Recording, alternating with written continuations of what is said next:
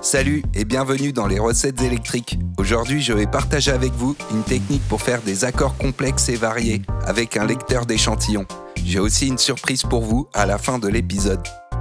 J'ai toujours été intéressé par les différentes façons de générer des accords dans un système modulaire.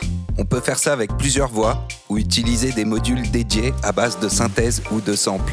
Ces derniers sont très utiles dans un système, mais pour aller plus loin dans la complexité, il en faudrait au moins deux.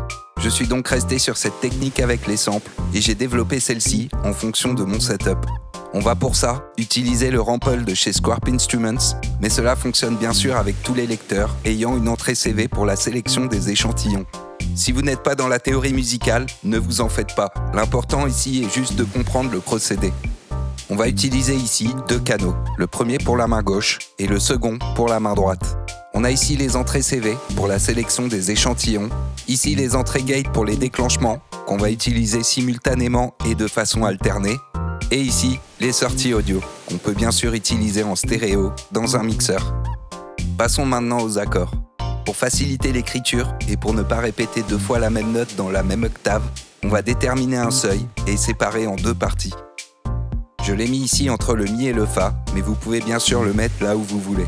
La partie à gauche sera pour la main gauche et la partie à droite sera pour la main droite. En fonction de l'instrument, le champ pour l'écriture peut être plus ou moins large. Pour les possibilités, on peut écrire de simples notes, des harmonies ou des accords de 3 notes ou plus pour créer des superpositions que l'on appelle polyaccords.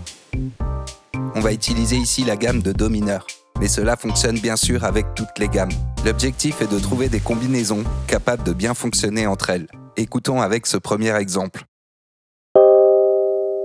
Un Do mineur dans sa seconde inversion pour la main gauche et un Sol mineur pour la main droite. En combinant les deux, on obtient ce nouvel accord. Un Do mineur 7 avec une neuvième. La structure et le nom pour les prochains seront affichés juste ici. En fonction de comment ils sont pensés, le nom peut être différent. On va maintenant garder le premier accord de la main gauche et en prendre un nouveau pour la main droite. Par exemple, ce La bémol sus2. Combinés ensemble, ça donne.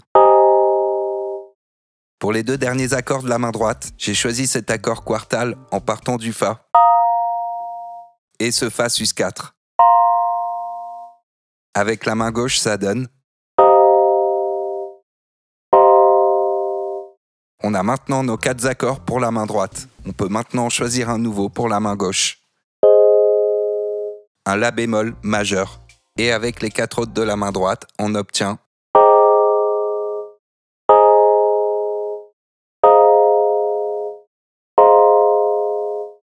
maintenant un troisième accord pour la main gauche, un Fa septième sans la tierce, et avec la main droite, ça donne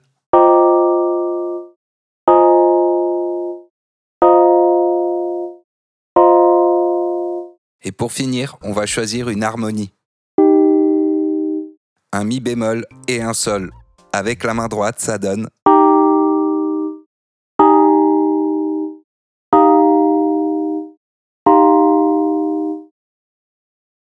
En continuant comme ça ce procédé, on peut obtenir de très belles couleurs, surtout si vous maîtrisez les tensions et les substitutions d'accords.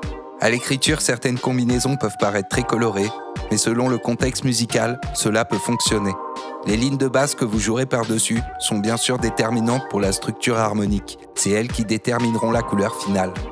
On peut maintenant mettre ces 8 accords sur la carte SD, avec les 4 premiers de la main gauche pour la première voix et les 4 suivants de la main droite pour la seconde.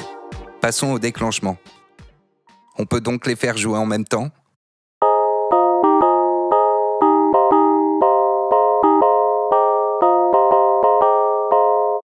De façon alternée.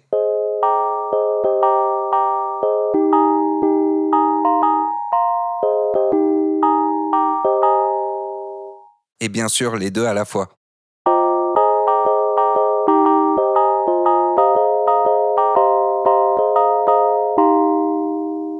Écoutons-les maintenant dans un contexte musical.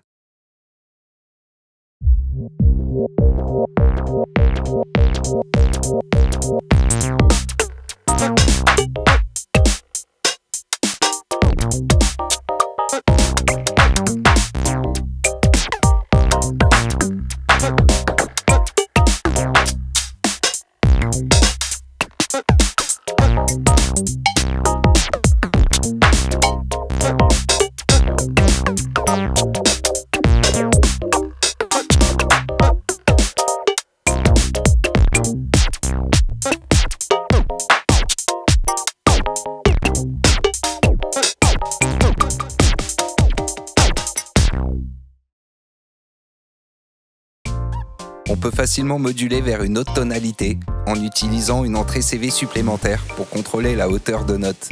Le Rample peut aller jusqu'à 12 échantillons sur chaque voix. En utilisant des accords de transition, cela fonctionne très bien. Je vous avais demandé de me dire en commentaire quel genre de module vous vouliez voir et entendre.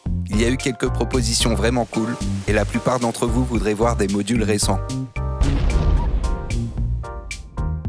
Et voilà, 3 magnifiques modules de chez Mutable Instruments. Merci beaucoup à Emily pour sa gentillesse et aussi pour avoir rendu cela possible. Je les ai contactés pour leur demander si c'était possible d'avoir quelques modules pour faire des tests sur Audio Fanzine et la réponse a été immédiate. J'ai donc reçu le super filtre Multimode Blades, le fameux synthétiseur de texture Beats et l'incontournable macro-oscillateur Blades. Vous connaissez maintenant le sujet des prochains tests. Voilà, l'épisode est terminé. J'espère en tout cas que ce tips vous a plu et qu'il vous sera utile dans vos prochains patchs. N'hésitez pas à me dire en commentaire si ce genre d'épisode vous intéresse. Pensez à vous abonner à la chaîne pour ne pas manquer le prochain et je vous dis à très vite pour la suite.